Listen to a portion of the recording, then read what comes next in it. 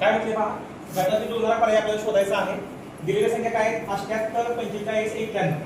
तर ह्या सर्व संख्या त्रिकोणी संख्या आहेत. त्रिकोणी संख्या कशा ओळखायच्या पहा. तर दिलेली पहिली संख्या घ्या 78, तिची दुप्पट करा. 78 ची दुप्पट येते 156.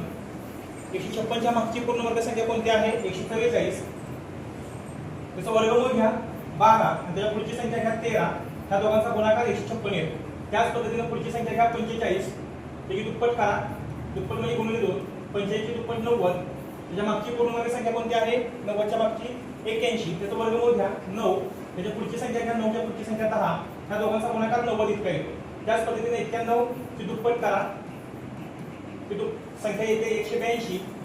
त्याच्या मागची पूर्ण वर्ग संख्या कोणती आहे? 169. त्याचा वर्गमूळ घ्या 13. 13 च्या पुढची संख्या घ्या 14. ह्या दोघांचा गुणाकार करा 182 येतो. त्याच पद्धतीनं जर मी 120 हा पर्याय घेतला तर 120 ची दुप्पट करा 240.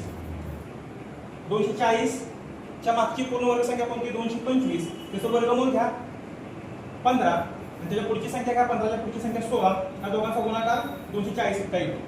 त्या पद्धतीने पर्याय क्रमांक 2 हा आपला येईल.